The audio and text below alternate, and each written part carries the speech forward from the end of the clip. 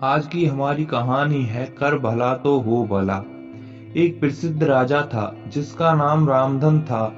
अपने नाम की ही तरह प्रजा सेवा ही उसका कर्म था। उनकी प्रजा भी उन्हें राजा राम की तरह पूजती थी।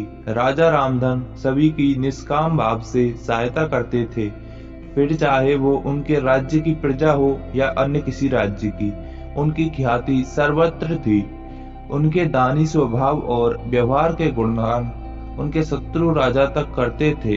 उन राजाओं में एक राजा था भीम सिंह, जिसे राजा रामधन की इस ख्याति से ईर्ष्या थी।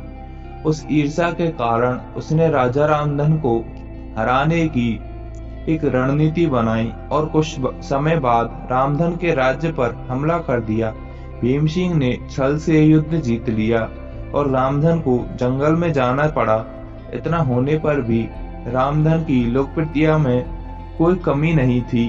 हर जगह उन्हीं की बातें चलती थी, जिससे भीम सिंह को चैन न था। उसने राजा रामधन को मृत्यु दंड देने का फैसला किया।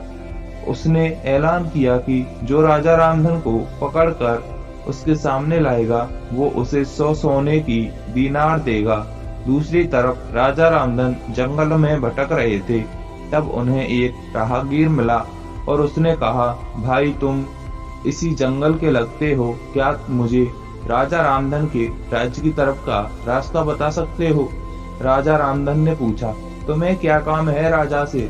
तब राहगीर ने कहा, मेरे बेटे की तबीयत ठीक नहीं, उसके इलाज में सारा धन चला गया। सुना है राजा रामधन सभी की मदद करते हैं, सोचा उन्हीं के पास जाकर याचना करूं। यह सुनकर राजा रामधन राहगीर को अपने साथ लेकर भीम सिंह के पास पहुंचे। उन्हें देख दरबार में सभी अचंभित थे। राजा रामधन ने कहा, हे राजन, आपने मुझे खोजने वाले को 100 दीनार देने का वादा किया था।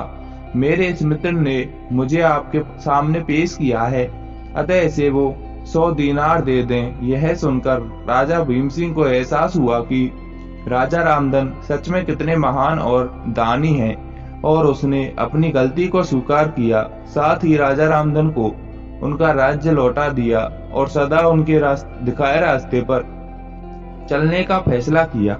इस कहानी से हमें यह सीख मिलती है कि मनुष्य को अपने कर्मों का ख्याल करना चाहिए। अगर आप इच्छा करोगे तो आपके साथ भी अच्छा ही होगा। माना कि कष्ट होता है, लेकिन अच्छा सदैव अच्छा होता है।